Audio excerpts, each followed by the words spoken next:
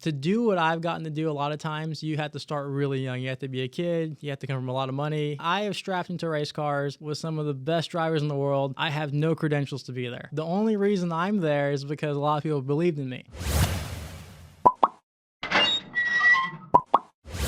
Welcome to Profession Session. I'm your host, Brody Vinson. And on this show, I talk to all types of professionals across all different areas about what's allowed them to be successful in their industry so far. And today I have Gino Manley on to talk about retail automotive and being a race car driver. Gino, thank you so much for joining me. No worries, man. I'm happy to be here. Absolutely. Happy to have you. I think this is going to be a very interesting and unique conversation. It's an industry I haven't really covered before, so I'm excited to get into it. Cool. No, yeah. Retail automotive has been kind of my background. So I'm 29 years old, so it was my first job. I'm fortunate that I've been with the same company for that entire time, but started off at a real low level, actually taking photos of cars, and then moved my way up into sales, and now I'm in a management position in the company I'm with. So no, I think it's a fantastic career path. A lot of people look at, retail automotive and let's call it what it is, car sales, as a short-term job a lot of times, but it's probably one of the most fulfilling careers that I can imagine. As a car guy, I get to make a living, playing with cars all day and being involved in the business. I don't think people realize how big of an industry retail automotive is and how powerful it is even in a local community. So did you see it as a long-term thing immediately when you got in, or did it be kind of become a long-term thing? No, so my father was involved in the business, and it was a summer job. So when I was 18 years old, I just finished up my bachelor's degree in criminal justice, did it early.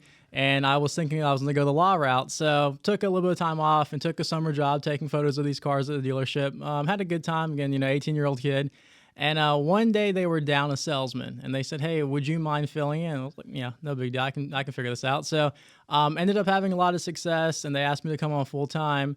And in between this, I'm prepping for law school, taking LSATs and trying to pick out where I'm going to go and how I'm going to pay for this. And one day, a young lawyer came in to buy a car from me, and I'm doing the application with him, picked out a car, and I see how much he made. And again, he was a younger attorney, again, a couple years out of school, and it kind of was alarming to me because at the time I was making more than he was considerably in the retail automotive industry. And I'm thinking, well, again, I'm 19 years old at this point. I can take 3 years and go do this. And I looked at the amount it's going to cost me to go to school. And then, the income I'm going to lose by doing this. So I was like, man, I'm having a really good time. So, at that point, I said, well, let me just put my head down and see what I can make out of this. And, going on 11 years now, I don't regret it. Again, it's the lessons I learned in this industry are awesome, and the people I met. And there's a lot of people that have made very, very successful careers. And to give you an idea, I was a young salesman and even now in a management position that, we've got 19, 20-year-old kids in the six figures very readily. And this is an industry that you don't have to have a college education. If you like cars, it's twice as good. And if you can find the right home to do this in, it's a very lucrative career. So it just you took to it naturally pretty much right away once you tried the sales. Do you think you kind of just had a knack for the sales, or what do you think that was? Yeah, I think people overthink sales. Again, it's a people industry. Again, if you can know the product you're selling, again, as a car guy, I already knew all the cars, and you can kind of harness that and kind of learn the art of selling, which, again, I'm kind of that last generation where it's kind of a dying art. But if you can learn how to sell, you can have immense success in this industry, just by being personable, knowing what you're selling, and really saying, hey, how can I help my customer? If you can do that, you're going to have immense success. So, do you think that's kind of just the principles of sales across any industry is just really knowing how to meet the customer where they're at and get them to where they need to be? I have this conversation a lot because I hire a bunch of young salesmen and saleswomen these days that, again, I try to get their mind right. Unfortunately, the way things are now, we live kind of like in an Apple store. You come in, you pick what you want, you leave with it. You go on to Amazon, you pick what you want, you buy with it. So, cars are one of those last things where people still want to go touch them, drive them, feel them. They want to go to a dealer, So yes and no. It's the way we are now. We're kind of an order taker society, just what it is. Except in this industry, maybe real estate. But I try to convey people, no matter what, you're always selling. You might not realize it, but you're selling. So if you can figure out how to sell, you can do pretty much any career you want. So Yeah, customer service and being personable is the foundation of it, but kind of knowing the art and actually asking, hey, what can I do to earn your business?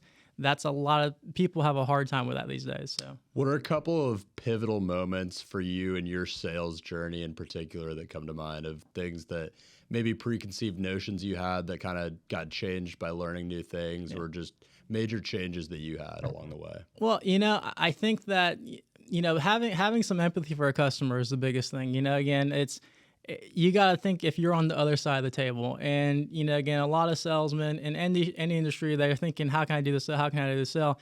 Well, you got to flip the table and say, well, what are they thinking? And that's why a lot of customers are standoffish when they come in, and that can range from door-to-door sales to selling, $1 million house, a $50,000 car. So kind of putting yourselves in their shoes, so to speak, is very critical because everybody's situation is different. You could have, a young kid purchasing his first automobile. You could have a family that's expanding. So you need to understand kind of where they're coming from. And when you can relate to them, and once I realize that that's very, very important to see where they're coming from, again, it makes everything easier not only for yourself but for your customers. So. Absolutely. So, kind of talking about your background again a little bit more. So, you get into this, you're kind of progressing along the way. It sounds like pretty quickly. Yeah. How did the switch from just sales to management look for you? Was that difficult? So, my philosophy on this was I would never ever ask to be promoted. So this is going on 5 years. Again, I'm very happy with my sales career. Have a good customer base. Kind of working my own hours because in this industry you can kind of almost do that if you have enough success. And when my group asked me to do it, they were like, hey, again, you have great success in this. Do you want to try this next frontier? So the fact that it was offered to me was very important. I didn't want to be that guy, hey, promote me, promote me, promote me, because I had seen a lot of people do that, in not just in my business, but in any industry. And then when you want the title, again, if you haven't earned it yet, you're going to have serious problems. So when they asked me to do it, I was like, okay, well, I'll give it a shot.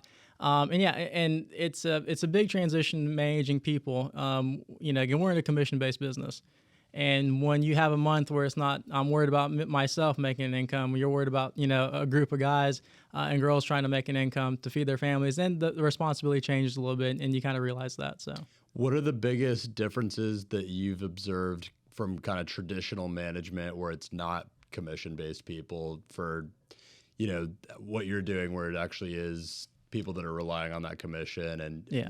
I mean, I'm sure that there's a lot of differences in kind of the expectations that you have to manage, and it's a lot more intense at times. What are the biggest skill sets that you need to be able to do that? So, I think that is one of the biggest tragedies, I think, of modern day management is, again, a lot of guys, they're going to be, managing hourly employees. You come in, you punch the clock, you do your work. There's really no quantifiable way to see how well they're doing versus in sales and commission-based sales.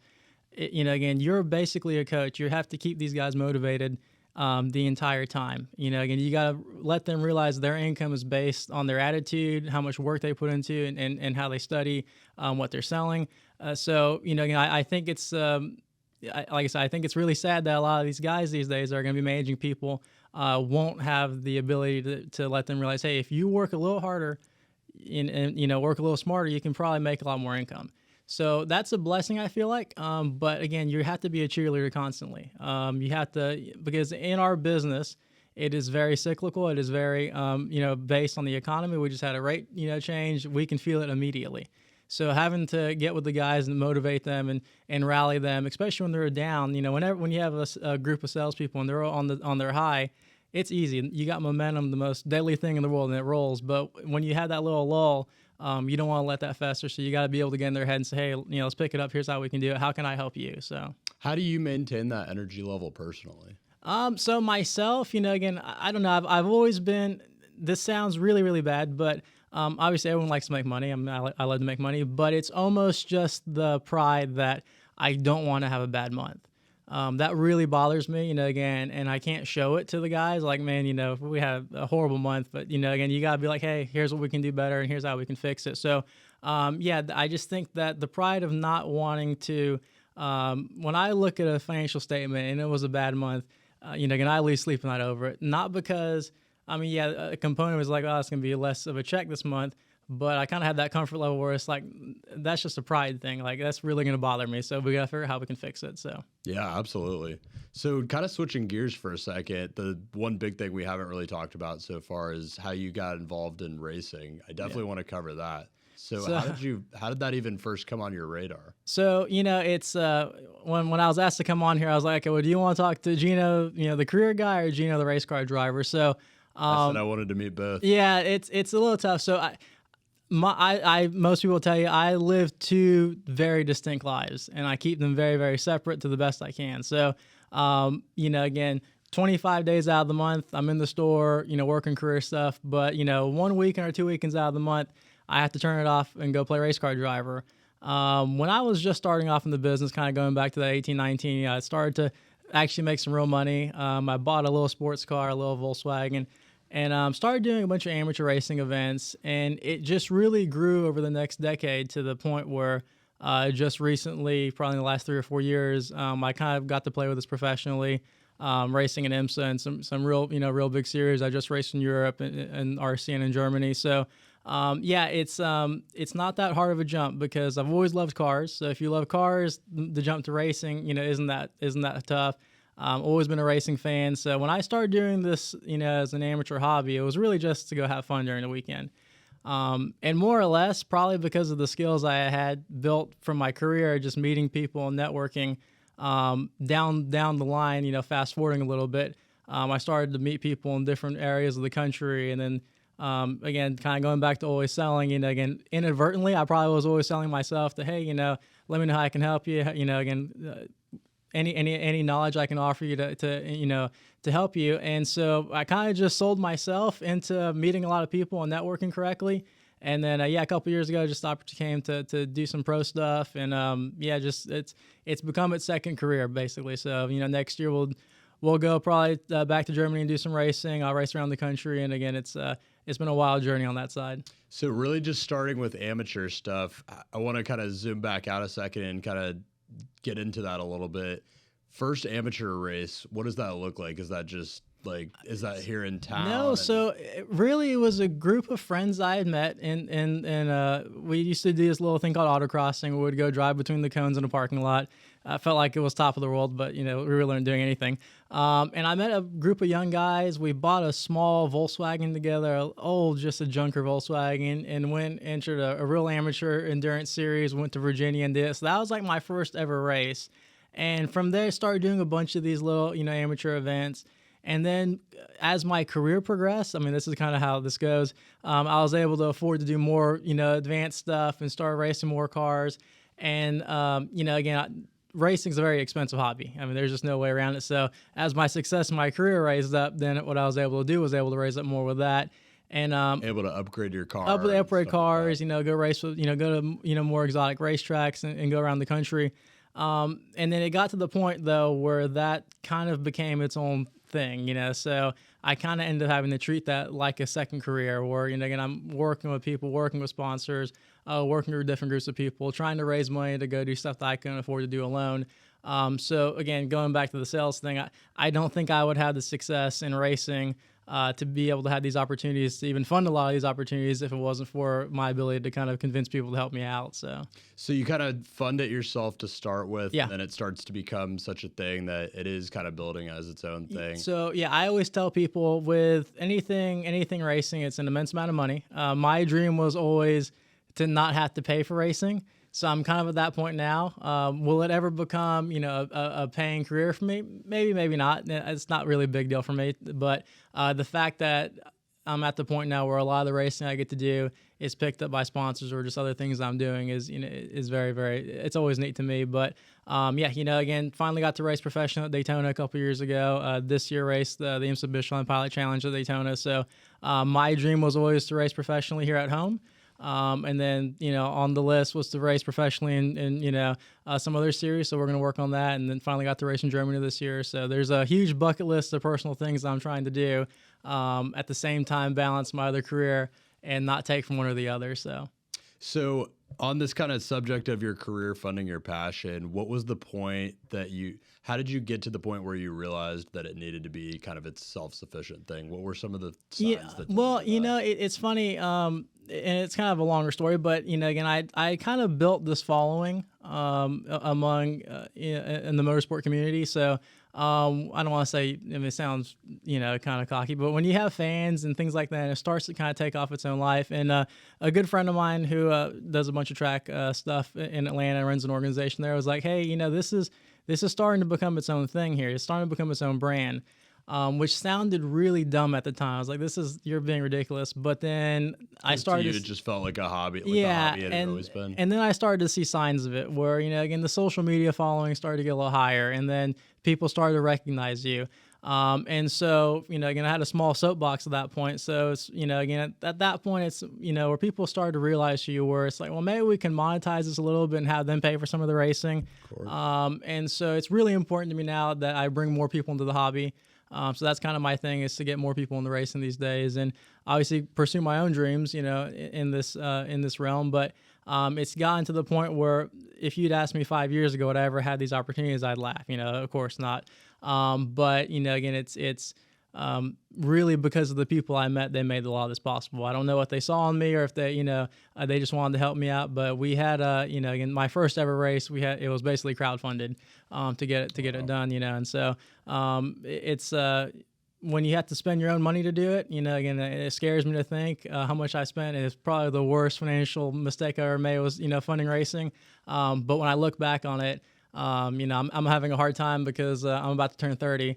And I'm like, well, in my 20 to 30 range, did I accomplish a lot I wanted to do? And I can honestly say it was more than I ever thought was possible. So I have that, in my back pocket. And, again, I think the more and more accomplishments you have like that, no matter how you did them, it just really helps you feel more down the road. So I want to zoom in on a couple things there. The crowdfunding, I think there's an interesting point in there for any hobby that someone has that's on the side of their career that could hopefully become a full-time thing, or at least something that's self-sufficient on its own. What are the kinds of things that you need to be doing to try to get to that point? So it's so critical in any career, whether it's, my main job, which is retail, or motorsport. I don't think people realize how important a network is. And if, again, if I could go back in time, I would have really started working this a lot sooner, because what you don't realize is, you got friends and contacts. You talking, but that's actually kind of the beginning of your network. And you don't really realize who people know and things like that. So, again, one of my first ever pro race, again, I'll give you the number. We needed to raise $25,000. And we were able to do most of that because I had a lot of friends that were involved in racing, owned small businesses. They, again, people I had met just in the amateur stuff. At that point, they wanted to help me. They're like, hey, if you had this opportunity, we want to help you. So that was $25,000 to enter the race, you said? To do one race, yeah. Wow. So, and so I've done a bunch of these since then. And so, again, it's an immensely expensive. That was the first big one. First big one was to get this off the ground. And, again, it would not have been possible if I had not had known a lot of these people that I can go, I don't want to say shake them down, but really the difference is if, again, if you have a good network and people don't realize they want to help you. Again, so it was like, hey, we know this guy. He's a good dude. Again, he's one of us. He's kind of just from the grassroots. Let's help him. And people want to do that. They want to be a part of that. And so that really helped, get, I don't want to say my racing career, but a lot of my pro racing stuff off the ground. And to the point now where, again, it's kind of to the point where if I want to do something with enough time, I can probably raise it to do it. So, yeah. What are some tactics that you think have served you well in particular that's allowed you to kind of distinguish yourself as, and what sounds like kind of an expert in networking? So, yeah, a lot of it's by mistake. Again, it's, I know a lot of guys in any industry, they go in with an ulterior motive. So, again, it's, for instance, this podcast, Andy asked me to come on here. Well, some people, I want to be on your podcast because I want to, have the 30-second clips that I can reshare. So if you go in there with the mindset of, hey, again, I don't really want anything from you. How can I help you? It is way more impactful. And so a lot of the, the connections I have become very good friends. And so when the time comes, I can say, hey, I got this going on. Let me know if you want to be a part of it versus, hey, I need 10 grand from you right now, So, again, illegitimate, connection just with an ulterior motive just never really serves anybody. And I think Go it's in with genuine intention. yeah, going with genuine intentions. And anyone I've ever taken a dollar from sponsorship wise, or whether it's a brand deal or a product deal, they genuinely want to do it to help me. And again, when that's the goal, it's way more valuable, I feel like, in the long run. So Absolutely. So, what do these brand deals and sponsorships usually look like as far as the business side of it? yeah, I mean, I'll give you an example. So one of a great supporter of mine's Hawk Performance, which is a brake company in the motorsport field. Every car I've raced this year, they have supplied the brakes for. Which, to give you an idea, like on one of these cars, I mean, the pads are like $700, and they're just sending me boxes and boxes of pads. Now, Wow. I'm very, very thankful for it, but the team I'm racing with now, the monetization of that is, hey, we don't have to buy brakes all year. So it's a huge, huge, help. And, again, we've set up a bunch of deals. One of them's with Gino Manley. It's a brand deal where they've covered every single fluid we've needed in the team I'm racing with this year. So, I mean, could you put a dollar amount? Sure, it's going to be high. But I think it's more or less just being associated with them is worth, X amount of dollars. And then B, they're just doing really with the, hey, because he's supporting our brand, we're going to support him. So I think when you can get to that point, it's huge. Now, again, yes, you can ask people, for I need a check for X amount. But, again, you need to be sure that's a very useful event you're going to get actual dollars from. Because like most companies, they just want to see their products being used. So. Okay. So, a lot of times it's products that relate to the actual racing. Yep, exactly. So. And is it ever businesses that are just looking to promote themselves? Yeah, when I did a race last year, Petit Le Mans, Road Atlanta. That had we kind of joke we were the small business car, because me and my teammate at the time had hit up a bunch of the small businesses we knew in the Atlanta area, and they came on board with an immense amount of money to make this race happen. But there and again, I don't really think they cared about having the business promoted. They just kind of wanted to help us out more. Just kind of wanted to be Yeah, part so of it. yeah, they want a sticker on the car, sure. So we had like a bazillion stickers on this car. It was kind of funny actually. But again, if it was important to them, I'd call them and be like, "Hey, Brody, where do you want the sticker?" "Oh, I don't care." So at that point, they didn't really care. They just wanted to be a part of it. So, again, when people, again, going back to that, when you have people that really buy into what you're trying to do, and so for me, it's just your average guy who's trying to, do something really, really tough, which is race professionally. They want to help out, and, again, in racing, it's one of those hobbies where to do what I've gotten to do a lot of times, you have to start really young. You have to be a kid. You have to come from a lot of money. You have to be in a go-kart at 6 years old, let's say, and kind of work your way. So for me to kind of just pick this up as a hobby in my late teens to get to do it now, it's a little wild, but it's also opened that door where a guy's like, well, if he can do it, in theory, if I could probably do the same thing, and they're absolutely right. But again, it takes a lot of work to do it. And I kind of, I hate the term, trust the process because it's so overhyped. But I mean, it's more or less is kind of true. I mean, if you put the work in, you're going to get what you get out of it. Well, there's networking. I mean, I've gone to a bunch of events that I really didn't want to go to, but in my mind, it's like, well, I need to go out there and meet some people and just, and see what happens. So. Here's an interesting question about networking events. I feel like a lot of people will go to networking events just to make a presence and not get a lot out of them.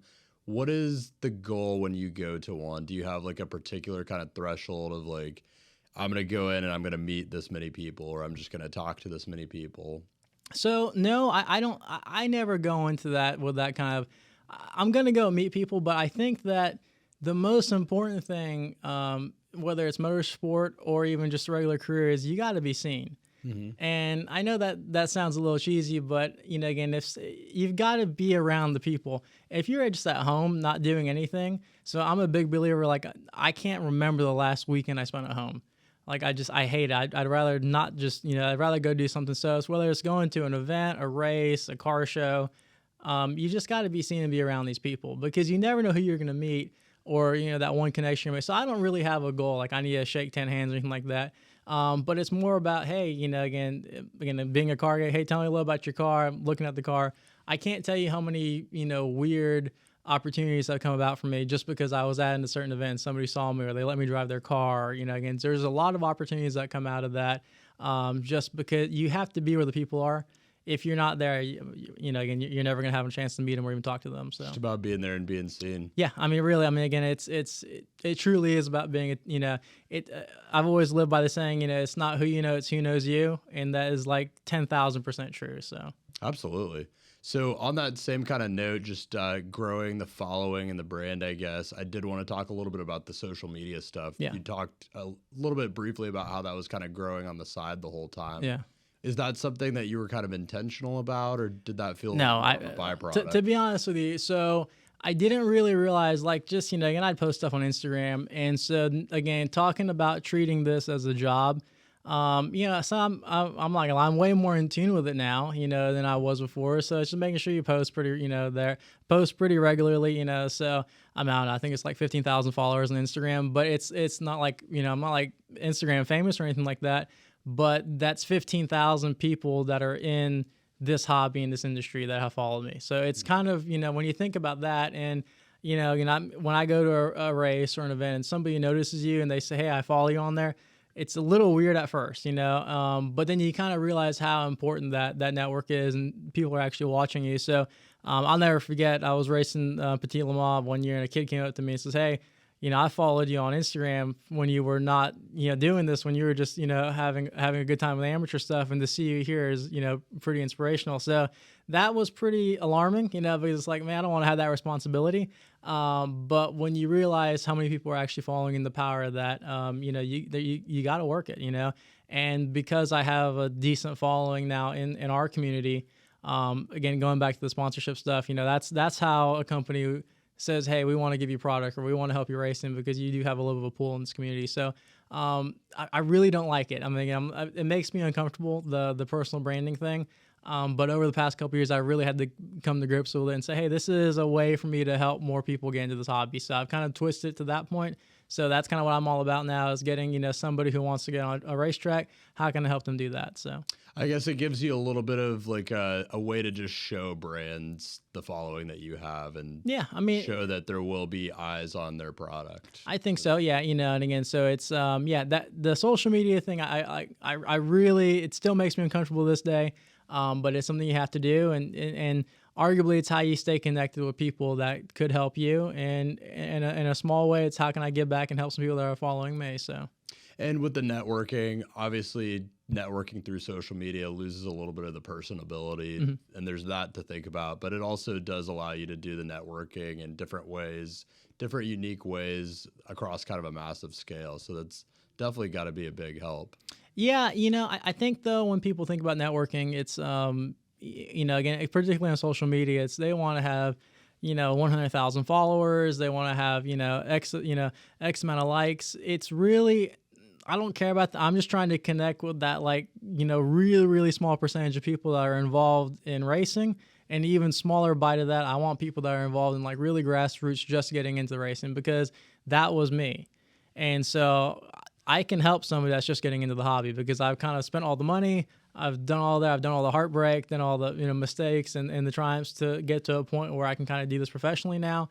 So I want to talk to them. I don't want to talk to somebody that's been in this industry 10, 15 years, somebody that's already doing it professionally. I'm of no use to them, and they're probably of no use to me, to be honest with you. So I'm trying to get into that really small segment of of motorsport people with whatever social media I do. So to kind of switch gears, I kind of just wanted to talk about like where your favorite places to race have been. I mean, it sounds like you've been to a lot of cool places that afford you the ability to travel a lot, maybe more than you needed to be sometimes. So yeah, it's I've been very fortunate, because racing's all over the country. So I've been entirely all over the country. It was a big dream of mine to race in Europe, so I ended up going to Germany to race the Nürburgring.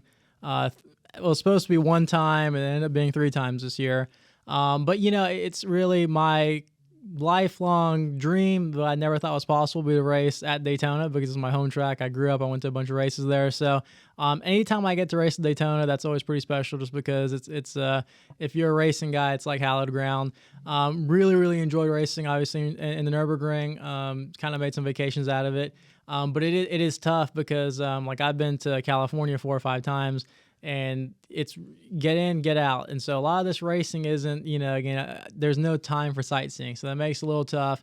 But I've been up to New York to Watkins Glen, which is a great track. So yeah, racing is taking me all over the country. It's going to take me. I'm working on some stuff to go even to a couple more European countries next year to do racing. But when you go there, it's with the mindset you land, get to the track, do what you got to do, get back in the plane, get back home. So when I went to Germany a couple times this year, it was literally close the store, go down to Orlando, jump on a flight overnight, race Saturday, fly back Sunday, be back at work Monday at 9 o'clock. And again, kind of talking about just balancing the two lives. It's always a huge compliment to me when somebody at work says, "How are you here? Weren't you just out of the country, just in California, just in Germany?" So that means like, hey, I'm burning the candle at both ends while making it work. So one topic we had talked about off air that we definitely wanted to get into is that work-life balance. I think this is a good segue to get into that. It sounds like it's been a thing that's a little bit of a struggle at certain times. How have you been able to find a good work-life balance? Because you had mentioned that it's something you've kind of gotten better at as you've gone along. Yeah, so it's immense. My career is again immensely important to me. My racing, which is I'm very passionate about, and and more or less, I feel like they go hand in hand because obviously my career helps fund my racing to a certain extent. But again, I kind of need both. I could, the lifestyle I want to live, I couldn't go try to do it via racing. So to be able, I'm very fortunate because again, the schedule I'm able to work, again, allows me to get to go do this, every so often. But it's very tough because, again, too, if I'm racing on a Sunday or doing an event on a Sunday, it means that, again, I got to either fly overnight Saturday, which I do all the time, or drive 6-7 hours and then be back Monday. So there are times where I don't know how I do it. I mean, again, I've flown throughout the night multiple times just to land and go straight to work. So, again, I think, though, when people are really passionate about something, you'll find a way to make it work. Again, people, there's always, again, I'm very fortunate because I love my job, but, again, if you were, let's say I hated my job, I'd probably still find a way to make it work because, again, it's funny, something I'm really, really passionate about. So I think people don't realize how much time they actually have. And so I've really had to work on how to bend time. People don't value time enough. And so, again, I have every single airport membership you can think of to get to security quicker. If I can get a rental car 30 minutes quicker, it really means something. If I can get an earlier flight, it's worth the extra money. So, again, I'm willing to pay the money to be able to get that chunk of time back so I can either get where I'm going quicker or not. So that's one thing. If I ever, if looking back at my younger self, it's like, yeah, I need to value time more. And I mean, how many times do you want to go book a plane ticket? It's like, man, that ticket's $100 more, and I'll just get there 3 hours later. No big deal. Well, that's a big deal at a certain point. So putting an actual dollar value on time and being able to justify spending X amount more, sometimes way more, to be able to be where you need to be is very important to me. So. What are some other time-saving tips that come to mind? Just schedule keeping, time saving. Yeah. I mean, I think that so it's probably not very healthy, but I mean, you need to learn how to sleep on a plane. I can't tell you how many rest stops I slept in the car overnight just to make it work. Again, learning how to travel is very, very important. If you're gonna do something that requires you to leave as much as I do, you need to learn how to travel. Most people take their one vacation a year and, it's a train wreck. They're late to the airport, this and all that. You've got to really, really practice how you're going to pack, how you're going to do this to make it work. Especially if you're traveling internationally, you got to get that down to a science. So buy every membership you can, whether it's, pre-check, clear, whatever it is, get all of them. But you need to be rehearsed in being able to get in and get out very quickly. I was going to say, it's funny that you said the same words. I was going to say, it sounds like you have it down to a science. Yeah. What are some tips for just staying healthy if you find yourself all of a sudden having to travel way more for your career? I haven't figured that out yet. So I mean, again, it's if you're traveling for your career, it's one thing. Again, I'm traveling because it's something I'm very passionate about. So I think deep down you'll always find enough in you to fly throughout the night, drive throughout the night, and make it work. So now if you're flying for work, again, which I have done, it's way more tenuous and way more stressful to have to do it like that, you know? So again, I think people going back to, if you're doing something you're really passionate about, you know, it doesn't matter if you're flipping burgers and you're trying to pursue something. I always think people will find a little bit extra to find that extra hour in the day to get something done. So Yeah, just hearing you talk about it and how it's been this whole time, it sounds like you're so passionate about the racing that even if it was something that never paid for itself, you would have kept doing it. yeah, I would have found a way. Yeah, you know, again, in the racing world, in the motorsport world, and probably arguably maybe even any sport you're involved with, you know, again, and so like I was never really big into any stick and ball sports growing up, so getting to do this later in life is pretty cool. You know, again, when you want to be around extreme people. And when I'm at a racetrack, you know, again, I'm with like-minded people, generally very successful people because they're funding their ways to do this. And, you know, again, they'd rather spend their weekends going 150 miles an hour than on the golf course or fishing or, you know, not to make fun of those hobbies, but, you know, again, we'd rather be out there doing something, you know, pretty fun and, you know, slightly dangerous, very dangerous even. Are you a little bit of an adrenaline junkie? Yeah, I would say that. Yeah. You know, I don't, you know, again, but the problem is what I've done now, there's so much, you know, again, like people want to go ride roller coasters, like, you know, it's not that big of a deal, you know? So, but yeah, I think, you know, half of the fun isn't actually being in the car. I enjoy being around the people. I enjoy being in a paddock, you know, and kind of looking at the cars again because I'm a car guy. So, but you know, again, I think it's, I'm very fortunate, I feel like, because I found something I'm very passionate about. I see guys all the time. So I'm 29, you know, I see guys in their late 20s that they still haven't figured out what they're supposed to do. And so I found, you know, something that I really care about. I've accomplished a lot of dreams doing it, you know, but it, you know, again, doing that just goes to show you that how much you're capable of if you can actually pull it off. And so I'm looking forward to the 30s to see what I can do in the next decade. So I think it's so important finding that thing that you're so passionate about because it is going to allow you to get things out of yourself you never knew you could. Sounds like that's been a common. well, I mean, how many guys do we know? And it's almost sad, but they're 50 years old. They've worked at the same job for 30 years. They take their one vacation a year. They have a couple kids, and that's all they got, you know? And I'm not knocking that if that's your thing, but, you know, again, if I get hit by a bus tomorrow, it's like, man, I've traveled the world. I've raced some cars. I've raced professionally at Daytona. And so, you know, again, part of the reason, you know, so people are like, man, you spend a lot of money to travel or you have spent a lot of money to do this. I always tell people, if you have an opportunity to do to accomplish your dream, and if it's every dime you have, spend it. Now that's going to go against every financial advisor in the world. They're going to tell, oh, don't do that, say this. But, you know, again, I can tell you, I spent way too much money trying to accomplish dreams and actually have done them. And I would do it over again because I could be dead broke tomorrow, but at least I can look back and say, I actually did that. And I think that's what, to me, that's worth more than the money ever will be. You can always make money, particularly, and again, and I've been a little spoiled because I've had a very, you know, good career so far. But I think that people, you know, again, you have that a lot of high achievers and people that, you know, have goals and dreams. They're so conservative with the risks they take. And, you know, well, when I'm 40, I'm going to do it. Well, you know, when you're 40, we'll see where we're at, you know. But I think people don't really push hard enough and take enough risks when it comes to actually accomplishing a dream. They want to buy a house, they want to do this, and that's great. But, you know, again, when you're at the other end of it, you know, again, if you haven't accomplished anything you wanted to do, then, you know, that's going to be a struggle. So many great points in there. I think one that came to mind is just the best investment. I totally agree with everything you were saying. I think the best investment you can make in your 20s is in yourself, no matter what that looks like.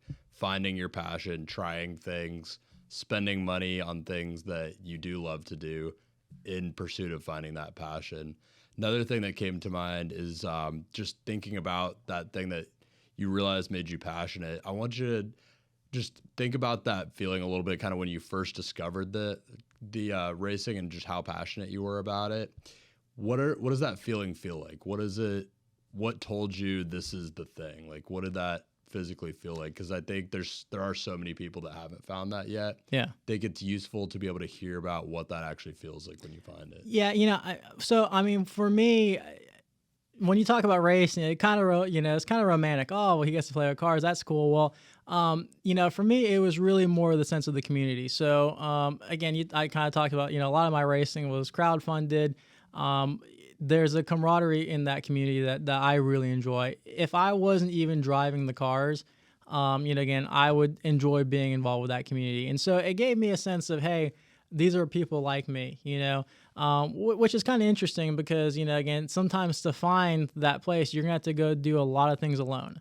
Again, it's this year I went to Germany, like I said, and raced there. Well, I did it by myself with a backpack and a helmet, and so I think, when people are looking for something they're really passionate about, again, if somebody wants to go do something, there's always well, if I can get my buddy to do this with me, we can get a group together and go have fun. Well, you're going to be waiting a long time because a lot of times getting that organization together or getting people around you. So sometimes you just got to go do it. I can't tell you how many times when, I was younger that, I'm driving through the night just by myself, to go to an event, to meet people. I have no idea who they are.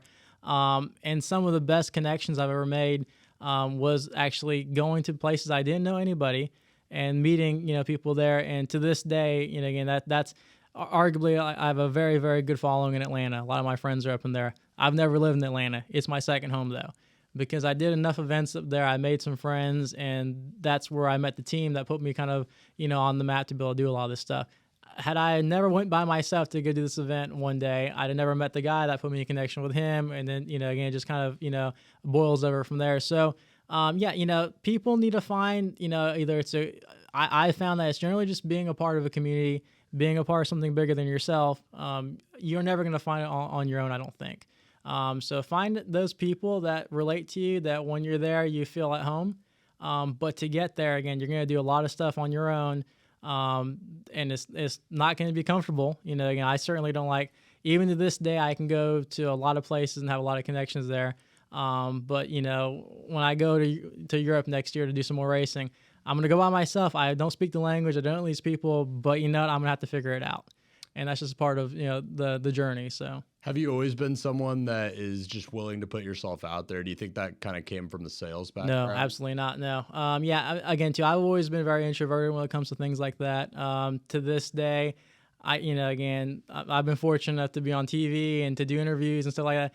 I have a really hard time even watching myself back on camera because I feel like I look like an idiot. So I really struggle with that. Again, super, when I was younger, huge self-confidence issues. And that still spills over to this day. People talk about, imposter syndrome and things like that. Yeah. When I see myself out there, it's like, man, I don't know if I should be out there. I don't know if I should be in that $150,000 car racing, on TV. But you kind of just have to get over it. And kind of going back to the sales background, I have sold myself on, hey, you need to get over and just do business. I mean, that's, the hardest person to sell is going to be yourself. And when you can kind of master that, you're going to be in good shape. So how do you personally combat that imposter syndrome? I feel like everyone has a struggle with that. Yeah. I mean, imposter syndrome, keep in mind, I've done, I have strapped into race cars with some of the best drivers in the world. I have no credentials to be there, and I know that. So it's very, very tough. The only reason I'm there is because a lot of people believed in me. So I have found that and this is very recently, I've always struggled with this and still do, but when I realize I'm representing somebody else, there's a bunch of me's out there that want to do what I'm doing, and I represent them, it helps me kind of get over that because it's not just me at that point. It's like I had this whole community of people backing me. And that kind of puts my mind at ease a little bit that if they think I can do it, even if I don't believe in myself, they do. So, again, I got to go out there and perform for them. So I want to talk a little bit about that, about the kind of giving back to the community part of it that you're talking about there. What does it mean to you to be able to kind of give back to your community in that sense, which it sounds like has become a big focus for you? Yeah, I mean, giving back to the racing community. So, again, there's the saying, you're most, in position to help yourself 5 years ago, which is true. But for me, it's to get into motorsport, to get into this hobby. It's very, very, very tough. Again, there's a lot of people that, mostly younger kids that don't really want to go out there and put themselves out there and do it. So it's trying to get the message to them that, hey, if you can just get in the door, if you can just get in the community, we'll take you and take care of you. Very hard to do though. Very hard to get that message across. So that's again, going back to the social media thing, I didn't really realize how powerful that was till people, again, it's always a little weird when I get messages from people I don't know, which is, which I appreciate now, but it's like, again, they ask me, hey, how can I get into racing? How can I do this? How can I do what you're doing? And so again, that's always a little bizarre, but then, I realize, hey, I have this network of people that now follow me. I can show them how to do it. And then maybe get them kind of on the same path. So, again, I wish I had somebody like myself all those years ago to tap into for knowledge. But all I can do now is kind of, help those guys that are behind me. So I feel like that's a common thing when you've achieved a certain level of success in an industry that you're passionate about, is being able to give back. And I think it's because it feels so good to be feeling like you're somehow improving the industry that you're passionate about, because it feels like you are giving to it in a way that can allow it to grow and flourish going forward.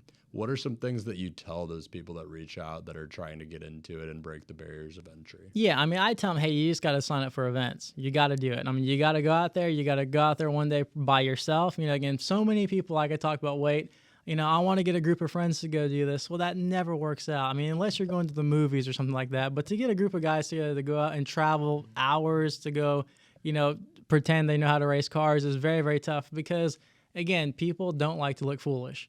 It's just a fact of life. Again, I don't like to do it. So, always justifying to them that, hey, you got to go out there and take the chance. Because, again, talking about camaraderie in the community, in the motorsport world, particularly the grassroots world, that's a very, very welcoming, group of people. So if you can just get there, the rest will take care of itself. Is really the number one thing. And there's a bunch of technical stuff we could talk about how to do and like that. But again, most people will miss on opportunities because they actually don't want to hit go and actually do it. So I think that's such a good point. In a few different ways, what you were talking about just getting out there, even if it means by yourself. Is that something you realized really early, or did someone tell you that? No, not really. It's because, again, I was very, very, I can remember my first ever event. Again, I remember I was like really, really nervous to go.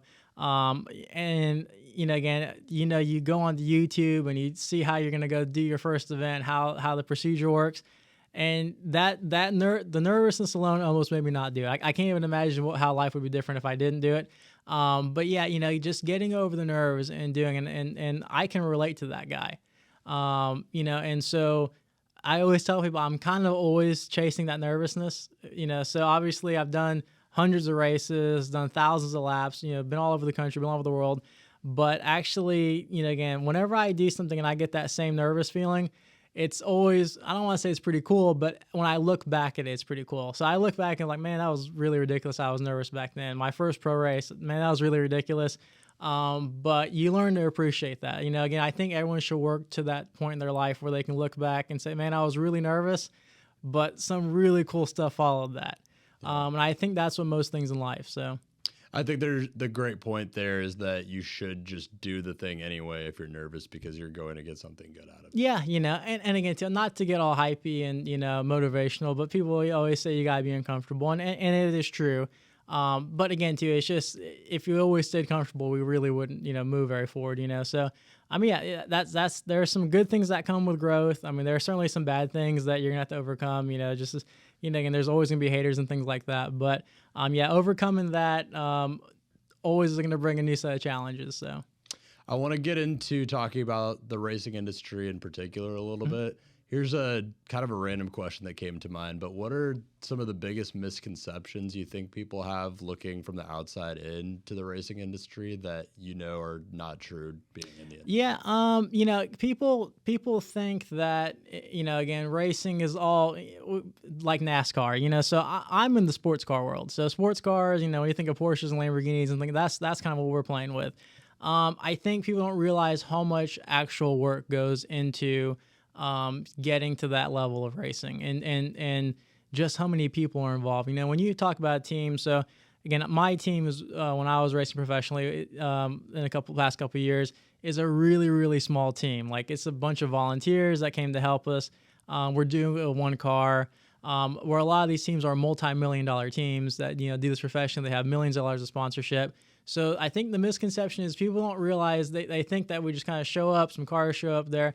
but the business aspect of it, how much money has to be on the logistics of it. There is so much that has to happen to put on a race, which I'm fortunate I've been able to see some of the back end of that. Again, they'd be shocked to see what a production this is. This is very, very big business to make one of these work. So Yeah, I can imagine. I'm also curious about just the typical track of professional racing. Like, sounds like it definitely starts with amateur races, just kind of getting in at the bottom level there. But what is the traditional kind of track of amateur to professional? So here's the thing, and that's kind of why, again, so many people have appreciated the journey I've done. Most people that are going to go professional racing, it's almost harder than even the NFL, because you got to start your kid nowadays at probably 5 years old in the go-kart. From there, he's probably going to go into some type of Formula Lights car in his teens. From there, he's going to move on to maybe a lower level sports car series. So most kids these days, you can go any go-kart track in America, there's probably millions of dollars going into kids karting right now to start them young. So to make it to professional racing and not start very young is very, very tough. Now, a lot of people maybe catch on later in life, where most guys like myself will never break above that amateur level. They might make it to a high level, amateur level where they do some national events, but they'll never make it on TV. So to break that barrier to amateur to actually be into a pro series is a little tough. It either takes an immense amount of money, which is one thing to do it, or an immense amount of luck and just kind of meeting the right people, which is how I did it. And so, again, a lot of guys, everyone dreams of racing on TV. Very, very few people are ever going to do it, and it's because nowadays, the way racing is set up, you have to start so young. I mean, these kids nowadays are deadly. By the time they get their driver's license, they can probably outdrive, most very, very, very seasoned amateurs. So, does regular, just everyday driving in traffic just kill you? I don't. Yeah, it's funny. I mean, having driven some of the fastest cars in the world. And, people always ask, well, why don't you drive a sports car? I was like, man, I want to drive something comfortable. I know what a race car drives like. I don't want to experience that on the streets. So that makes sense. I guess maybe it's a little bit just comforting to go from that to the. Yeah, no, for sure. It's, again, it's, you learn a lot about, you learn to value comfort a lot. Yes. What is comfort to you? What do you drive, like your ideal car just every day? Oh, well, part of because my actual career is I'm in cars all the time. So, no, I mean, I've owned 50, 60 cars probably. So, generally just SUVs. I'm a big fan of the BMW X5s, things like that. Just comfortable stuff that can get me to and from. I've owned a lot of trucks just because I end up towing a lot of race cars to racetracks. So, trucks, SUVs are kind of my thing. I've owned sports cars before, but again, it just doesn't really do anything for me these days. So. Just going in kind of the opposite direction. Going in the opposite direction. Big comfort. Yeah. Nice. Kind of switching gears again. I want to talk a little bit about just your career right now. What is 2023 looking like for you? Yeah. So career-wise, in the retail space, again, retail automotive the past 2 years has been on a huge upswing. We've experienced, with the economy, the shortage of cars has really, it's no secret, it's been very, very good for our business. With the interest rate hike that just went, that we're living through right now, with COVID starting to, I don't want to say taper off and more inventory coming in. People should really watch the automotive market because it's going to be a big play on what happens with our economy. So I foresee, still very optimistic about it. I think there's going to be a very, very strong new car year next year. I think the pre-owned market's going to kind of taper down a little bit. But yeah, again, it's automotive is the most resilient industry I can think of. We've survived recessions, pandemics, wars. And so we're going to be fine, but there's going to be some turbulence. I mean, people are talking about a recession.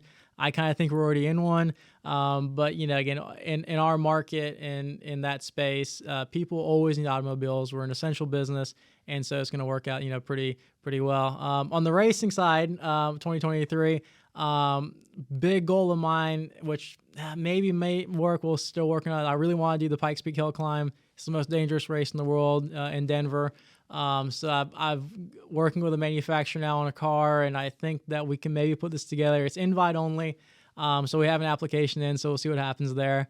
And then, going back to Germany to do some stuff in the Nürburgring, and then working on a couple races here in the States just with my stateside team, and then possibly racing in Portugal, but we don't know yet. So Nice. The most dangerous race in the world, you said? In yeah. Denver? So in Colorado Springs is Pikes Peak, America's Mountain, and I guess for the past 100 years, there's a hill climb all the way up to the summit. And when you're out there, there's very, very few guardrails. So if you go off, it's a little bit sketchy. Yeah. But yeah, it's a dream of mine. That's one of the bucket list races to do. It's taken me many, many years to be able to kind of get enough of, I don't want to say enough of a resume to be able to try to get accepted. It's an invite only race. And also find a car to do it. And we're working with can't really reveal too many secrets on it, but working with a manufacturer that says, yeah, if you can get in, we can get you a car. So Yeah, I would imagine there's a lot of specifications you have to have just to make sure it can handle that. Yeah, there's different classes and things like that. But it's because it's such a, people from around the world come to race this. Trying to figure out who the lucky 70 or 80 are is very, very tough. So they look at who you are, what you've raced, and things like that. So I'm going to rely a lot on, again, kind of the social media presence I have. I've done some professional racing. And so working on that, I think we stand a good chance. So Absolutely. Hope you get it. I mean, that sounds awesome. yeah, we're working on it. Be cool to cross that off. So going back a little bit on the business side of retail automotive, curious what do you think is the right way to go about with the current landscape? What do you think is the right way to go about trying to make money in the retail automotive industry? If you're maybe looking to, if you're trying to resell cars or like, how do you see people doing well and succeeding and making money in that industry? Yeah, I mean, so, again, in the retail space, again, there's a saying, you never bet against a car dealer. And it's because dealerships, we know what we're doing. I mean, cars are commodities. People think of just their cars as their transportation. When I look at a car, I'm thinking of values and where the market's going. So a couple of things on that. Again, right now, the used car market in 22 was very, very high. It's kind of now in a correction. We're kind of tapering off. So if you have a used car now, if you're trying to get rid of some cars you have, you probably want to sell them like right now. Before it goes back down. It's already starting to go back down, particularly in the luxury market. And again, if you're trying to flip cars next year, let's say you're a young guy and you like cars and you like to tinker with cars, anything under that $15,000 range right now is still very desirable. So again, if you can find something cleaned up and you want to flip it, that's not a bad thing to do. So there's still money to be made. Next year, the Highline market's going to be very, very dicey. And it's because people that buy $100,000 cars, when they see rates go up, they freak out a little bit, more so than your average, car shopper. So, again, I'd probably want to stay at a Highline next year. And again, if you want to play with cars or any in the retail space, kind of under $15,000 market, still gonna be very, very strong. So yeah, kind of switching gears again a little bit here. I just wanted to talk a little bit about kind of career aspirations on both sides going forward. We talked about 2023 a little bit. Yeah, I'd like to talk about what do you see as kind of your goals and things you would like to see out of your career on both sides over the next 3 to 5 years. Yeah, I mean, that's a tough question to answer because at least in the automotive space and the dealership space, again, how it works is you're gonna have your owners, you have your general manager, then you have kind of like your mid-level managers, kind of where I'm at now. Then you have your salespeople below that. So I don't know. Again, for somebody like me that's pretty goal driven, I'm kind of okay right now where I'm at. Long term, again, yeah, would I like to go be a general manager of a dealership somewhere one day?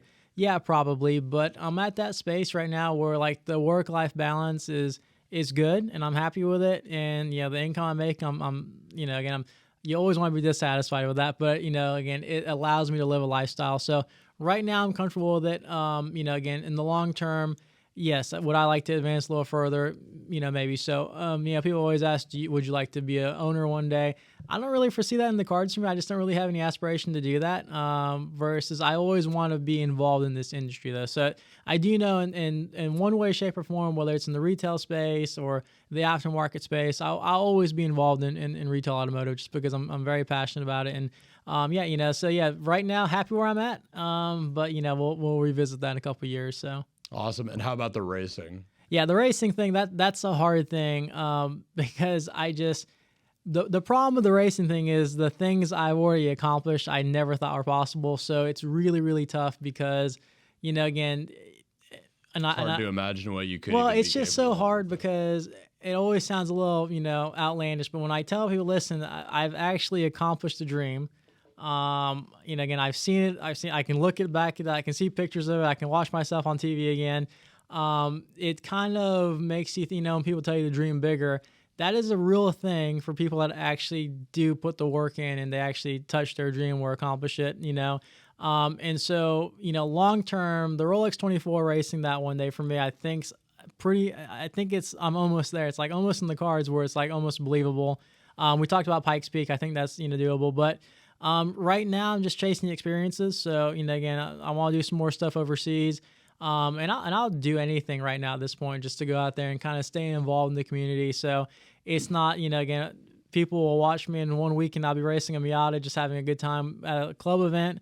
And then, maybe out somewhere, overseas the next weekend or the same weekend even. So, 23 is going to be, for me, just kind of laying the groundwork to see how close I can get to that next set of goals. So Awesome.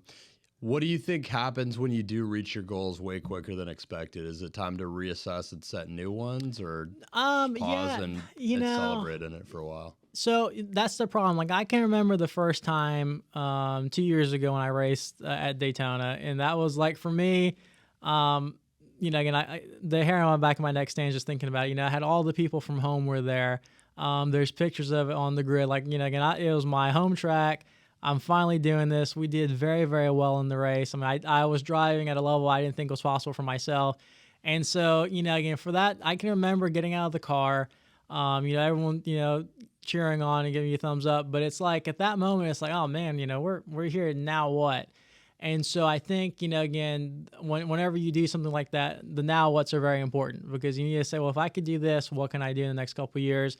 So, again, I always tell people, hey, again, when you get there, take it in really quickly, but you need to use that to fuel what you're going to do next. So, again, like we talked about Pikes Peak, I really think that's doable now.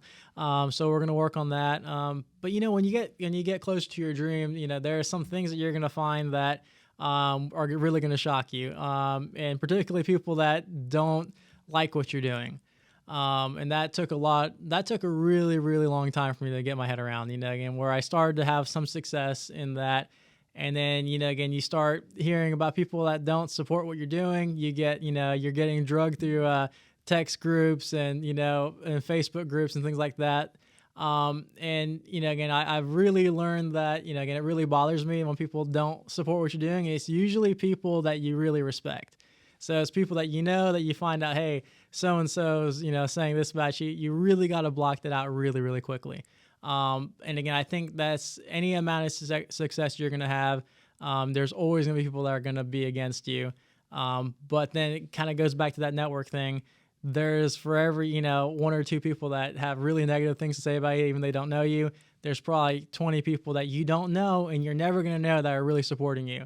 And you kind of have to do it for them. So Sometimes the voices of the haters are unfortunately the loudest. What are some tips for dealing with that, though?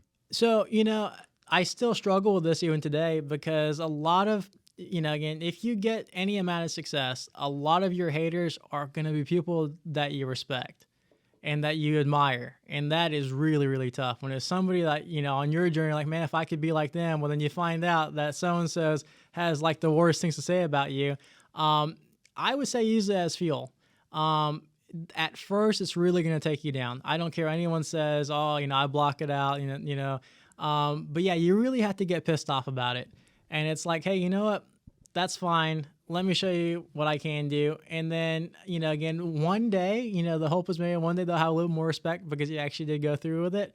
But, again, yeah, listen to it. There's no way around. If you avoid it and not, not hear it, then, again, you're just lying to yourself and it's always going to bother you deep down. So address it up front. That doesn't mean go confront the person, but, hear what the haters have to say, and then you got to turn it back around and say, hey, well, again, I got to show you what I can do. But again, you really got to remember who, again, for every one of you, there's probably 10 more of you that are trying to do the same thing. And so you owe it to those people that you got to put on your, you got to put on a smiley face and do the best you can. So I love it. Address it, use it as fuel, Yeah. let it take you to where you need to go, and then give back. Another thing I wanted to talk about is you have a podcast that you started recently. Yeah, so me and actually one of my friends, Ben, we started Passing Under Yellow, which is a podcast dedicated to the amateur track guy who wants to get into racing.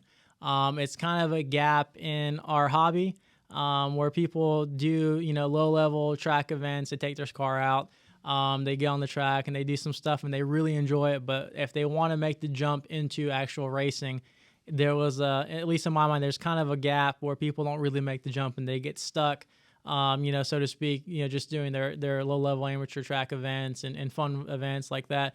So we're working on that. Again, that's kind of my goal to give back to myself. If I was 10 years ago, how do I make that jump? And just make it a little bit easier and have resources out there. And again, too, whenever I'm at a track, that's kind of my new goal. Besides doing what I got to do when I'm there, is trying to get people to kind of get more involved in the hobby. So I love that. And you said you're a few episodes into that. The goal is really just to get more people into the industry. What kind of things are you going to be covering on there? Is it kind of an interview format? Is it really just so talking about it is, yeah. So again, the idea is just to give people a quick, and again, you don't even have to watch them in order. It's just a toolbox that somebody can go on YouTube and say they're really new to this hobby. They can, watch a couple of episodes. So we're going to introduce them to people, to teams that will take on a first timer. Ben, who's actually co-hosted with me, he's a young kid who coincidentally I hired as a salesman a couple of years ago, who's had a great career himself. And I got him in the racing, and he just did his first race a couple months ago. So we're basically following his journey as well. So we're going to show, hey, he did race number one. I took him to his first ever event and have kind of coached him along. So we're going to use that as kind of a real life example of how this can be done. And we look forward to it. Actually, it's a series supported by a Hawk, the brake sponsor. They've been kind of helping me out with this. So we're going to try to do a small run and just always have it on YouTube. It's not meant to be a, every week thing, but we want to publish these. They're there forever. Somebody wants to make the jump. There's some resources for free for them to get online and watch and, feel a little more comfortable about making that jump. That's awesome. I love the goal of that. I think that sounds like a really great and helpful resource. And it's cool that it's shown through the lens of someone that you're taking through the process a little bit earlier. Yeah, it's pretty cool. Makes it very accessible in that way. Yep, and it's unique because I had that relationship with my co-host where he was, again, he knows, there's probably a handful of people in the world that know Racing Gino and know Career Gino, and he's one of them. So he kind of knows me better than most people. So we're having a good time with it. And if we can just get one person to get into an amateur event because they watched it and they were more comfortable, to me, it's a complete success. So it's awesome. Well, I have a couple repeat questions I like to ask on every interview. I talked about this a little bit off air.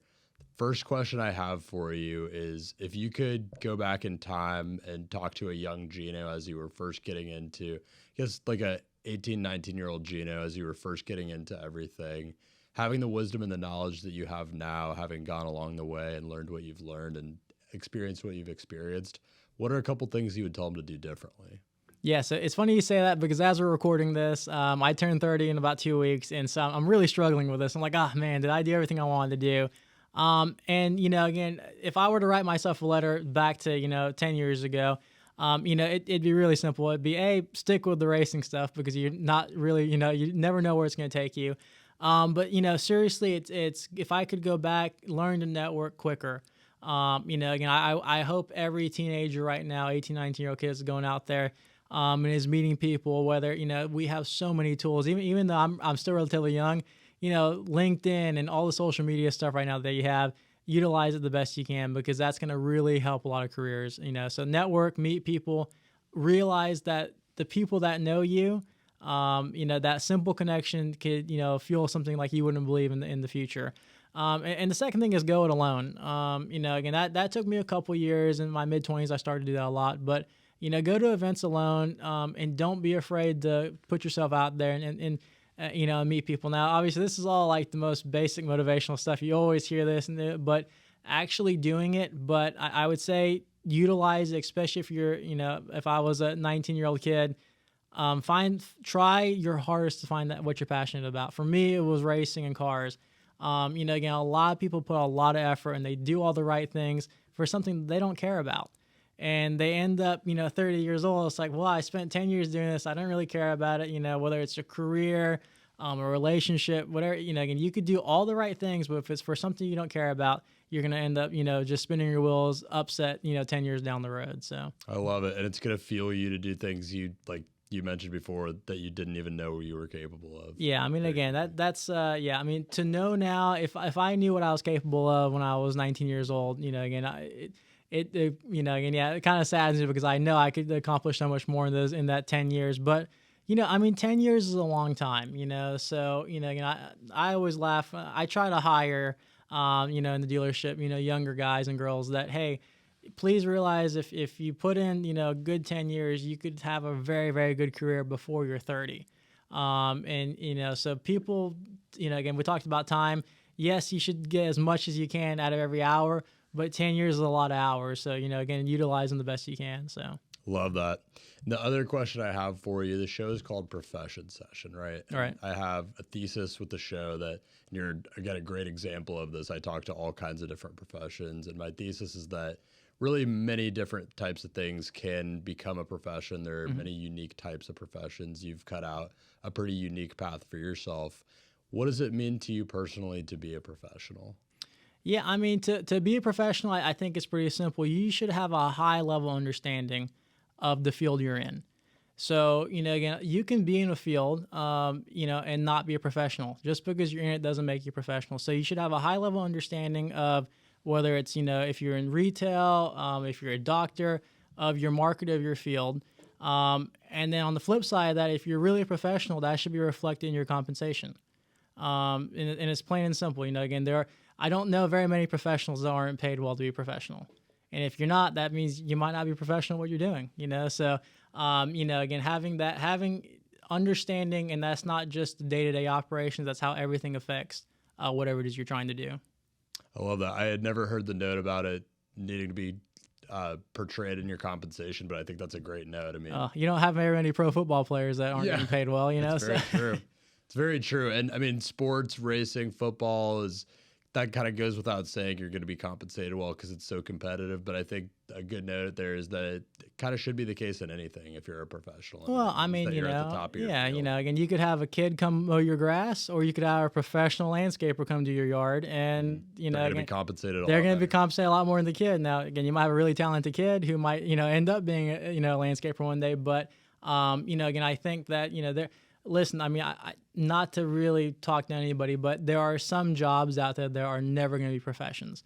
They are, simply arbitrage of, trading time to get a task done. That's fine. But again, a profession or a professional should, again, have a very, very wealthy knowledge of whatever it is they're trying to do, and be paid accordingly. So I love that. Gino, anything else you would like to share with the audience? No, I think I'm good, man. I appreciate being on. I look forward to seeing it, and look forward to watching more episodes and learning more about young professionals. So absolutely, man. And if I can still say I'm young, I'm still almost 30. Right? Oh, absolutely, absolutely. You're young. Good deal. Still will be when you're 30. I'm closer to 30 than 20 now too, so it better be. Yeah, I agree. Thank you again so much for being on. This has been such a very cool conversation. No worries, man. I appreciate it. Thank you again. Absolutely. I'm looking forward to following your career and seeing you hopefully race the most dangerous race in the world. Well, I hope not to disappoint. And survive it. That's right. Well, hey, that's half the battle. So awesome. Well, thanks again, man. And this has been Profession Session. I've been your host, Brody Vinson, and my guest has been Gino Manley. And look forward to his podcast, Passing Under Yellow, and all the major accomplishments coming his way in the racing world and retail automotive. That's been Profession Session. Tuning out. Thanks so much for tuning into Profession Session. I'm your host, Brody Vinson. Stay tuned for new episodes every week and short clips of deep dives into specific topics that I put out on different social media channels. We could be found on YouTube, Instagram, LinkedIn, Facebook, TikTok, all major podcast platforms. You can find my guest in the details of this video or podcast. And if you happen to know a young standout business owner, professional, or entrepreneur that you would think would be a good fit for Profession Session, DM me or get in contact with me anywhere and just let me know. And they could be the next to tell their story here. Until next time, again, this has been Profession Session. Stay focused, stay hustling, and stay networking.